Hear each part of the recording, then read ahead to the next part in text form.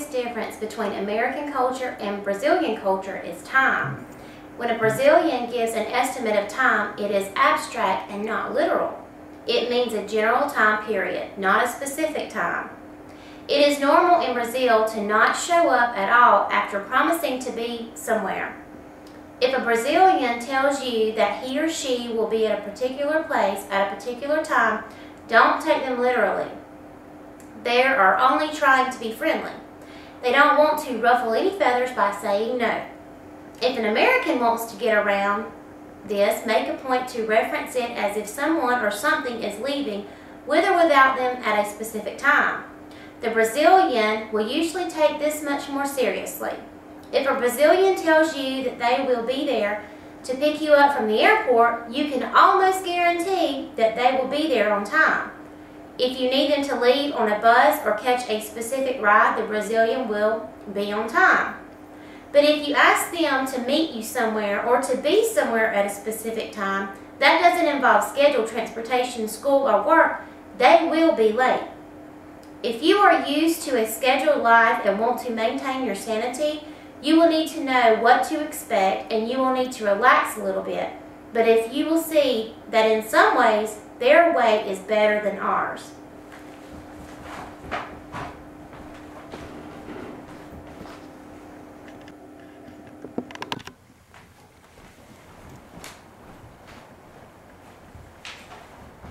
There are several reasons why I enjoy the Brazilian culture. The Brazilian is much more family-oriented than the American. The Brazilian seems much more friendly. Men usually give big hugs. Women give kisses on the cheek. And sometimes the American is taken back by this type of affection. Sometimes the American can take it the wrong way. And if a Brazilian man gives 2 cheek kisses to his American wife, there will be no need for explaining soon after if the American doesn't already understand. Brazilians are like Italians, in that they are always generous with their food. They will always insist on you trying everything that they make and that you should have a little more. On the road or in a restaurant, don't expect people to be giving anything away for free, but among your Brazilian friends, you will find that people will expect you to eat more, so eat slowly. There are more fruits in Brazil than you can ever imagine. You will encounter dozens of types of fruits that you've never even heard of. A variety is the spice of life, and with so many types of fruits to choose from, you will really be spicing up your life. Brazilians are always working on their tan. They think it is so funny to walk around with white legs, such as myself, but just as little funnier when they see a tourist who looks like a fried shrimp from a sunburn. The only thing that Brazilians covet more than the beach is the nighttime party. Parties don't even start until after midnight, and no one shows up until around 1 a.m. If you don't want to be there and be the only one there, you might want to wait yourself.